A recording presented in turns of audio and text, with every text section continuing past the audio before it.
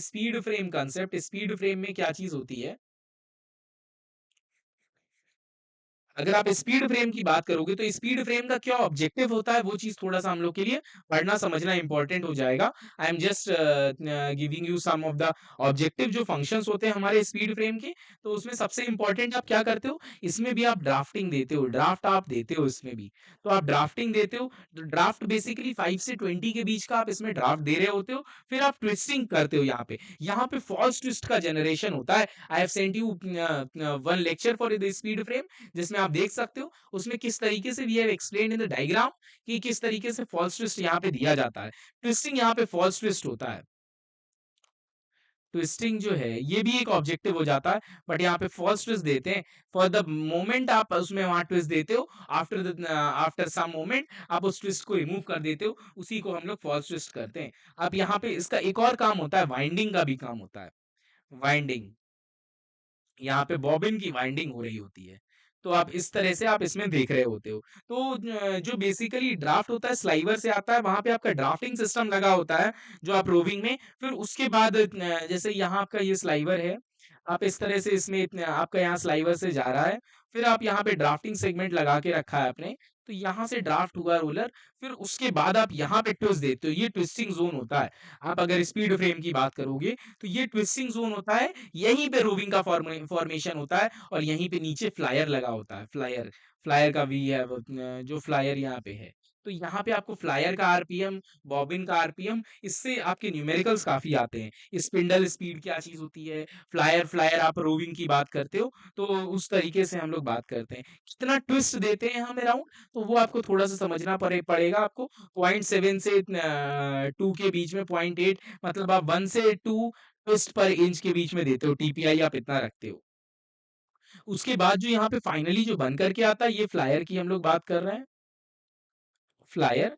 अच्छा, यहाँ पे जो बन करके आता है फिर वो वाइंडिंग आप करते हो। वाइंडिंग के कुछ प्रिंसिपल्स यहाँ पे इंपॉर्टेंट हो जाते हैं, जो कि आप बॉबिन फॉर्मेशन में आप यूज कर रहे होते हो। बॉबिन फॉर्मेशन में आपका हेल्प करता है, आपका यहाँ पे बॉबिन बन रहा होता है। तो यहाँ पे जो रिलेटिव स्पीड की बात करते हैं, किस तरह से रिलेटिव स्पीड की, कि बॉबिन की speed with respect to the flyer की स्पीड।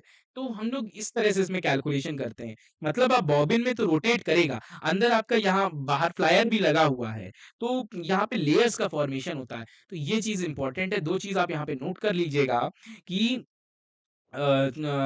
ये roving on the bobbin with relative speed principle यहाँ पे होता है, इंपॉर्टेंट है कि आपकी ये बॉबिन की speed with respect to the वो, उतना ही ये जो स्पीड का जो डिफरेंस होगा, मतलब जितनी तेज ये घूमेगा, जितनी तेज इनका डिफरेंस होगा, इनके ये जो डिफरेंस होगा, उतना ही हमारा वाइंडिंग होगी। उसी को हम लोग वाइंड ऑन आरपीएम बोलते हैं। मतलब बॉबिन स्पीड माइनस फ्लायर की स्पीड जो होती है, वही आपका वाइंड ऑन आरपीएम हो जाता है। इस तरह से हम लोग इसमें कैलकुलेशन कर रहे होते हैं। Will see in a step by step formation कि किस तरह से इन चीजों को हम लोग देख रहे होते हैं, तो वो चीज हम लोग को अभी डिस्कस करेंगे।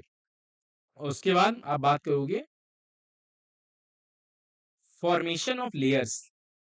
आप लेयर्स का फॉर्मेशन करोगे with respect to the bobbin rail, bobbin rail जो आपका उधर निकल करके आएगा।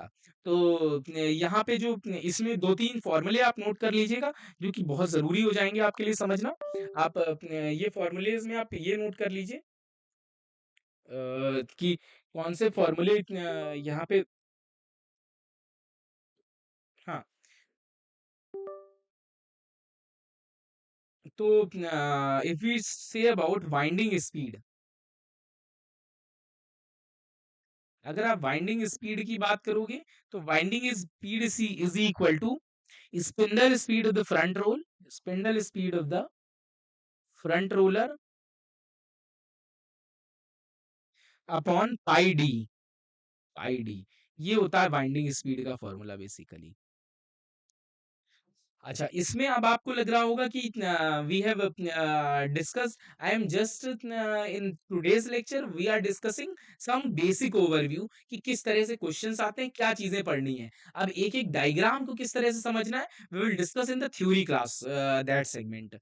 तो अभी आप ये समझिए कि वाइंडिंग स्पीड क्या चीज होती है, और एक एक सेगमेंट को, एक एक मशीन के पार्ट्स भी आपको समझना पड़ेगा कि क्या क्या उसका इंडिविजुअल फंक्शन होता है। That I have already discussed, and we can discuss ahead in this lectures also.